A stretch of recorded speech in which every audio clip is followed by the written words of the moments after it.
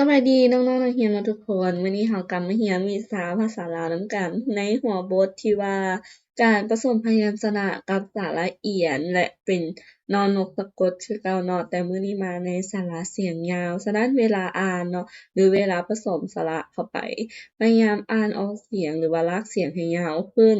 และก่อนที่จะเข้าสู่บทเรียนใหม่คือเก่าเลยสำหรับใครที่ยังบ่ได้กดติดตามอาจารย์ก็อย่าลืมกดติดตามอาจารย์เด้อ สำหรับใครที่กดติดตามแล้วก็อย่าลืมกดไลค์กดแชร์หรือว่าคอมเมนต์ให้กำลังใจกันเด้อสำหรับคอมเมนต์น้องๆนักเรียนแต่ละคนที่ขอมาเนาะอาจารย์ก็พยายามที่จะเฮ็ดให้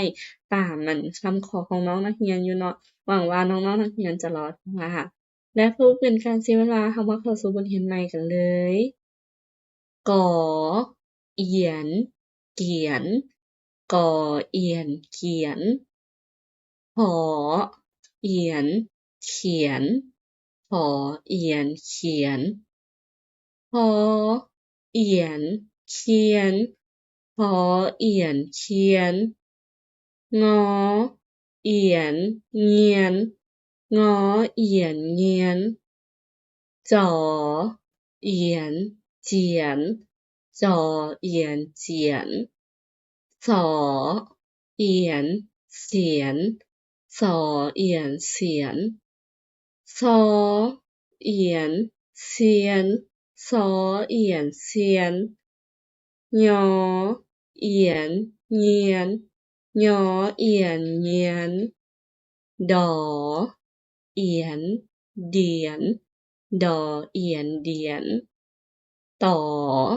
เอียนเตียนต่อเอียนเตียนถอเอียนเถียนถอเอียนเถียนทอเอียนเทียนทอเอียนเทียนนอเอียนเนียนนอเอียนเนียนบ่อเอียนเบียนบ่อเอียนเบียนปอเอียนเปียนปอเอียนเปียนหอเอียนเพียนหอเอียนเพียนฝอเอียนเฟียนฝอเอียนเฟียนพอเอียนเพียนพอเอียนเพียนปอเอียนเฟียนปอเอียนเฟียนมอเอียนเมียนมอเอียนเมียนหยอเอียนเหยียนหยอเอียนเหยียนรอเอียนเรียนรอเอียนเรียนลอเอียนเรียนลอเอียนเรียนวอเอียนเวียนวอเอียนเวียนหอเอียนเหียนหอเอียนเหียนออเอียนเอียนออเอียนเอียนฮอเอียนเฮียนฮอเอียนเฮียนหงอเอียนเหงียน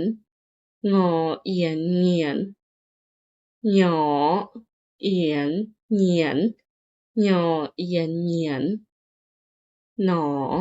เอียนเนียนหนอเอียนเนียนหมอเอียน